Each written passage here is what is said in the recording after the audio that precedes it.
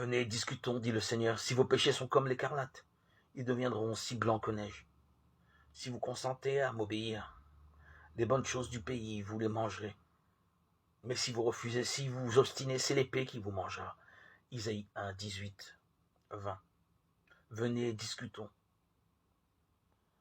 En parlant de cette révélation, nous pouvons utiliser le mot dialogue.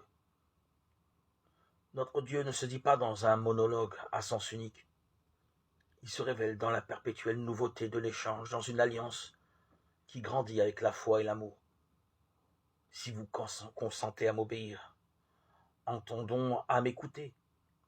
Pas de dialogue sans écoute. Deux monologues ne font pas un dialogue. Nous le savons trop bien. Que se passe-t-il quand nous écoutons Dieu?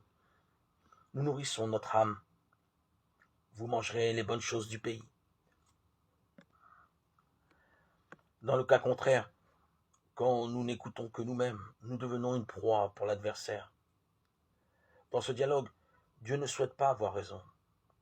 Il se réjouit au contraire lorsque sa parole de menace est mise en échec, grâce à la conversion du pécheur. Il est même capable de s'émerveiller devant sa créature et de recevoir d'elle. Et que reçoit-il?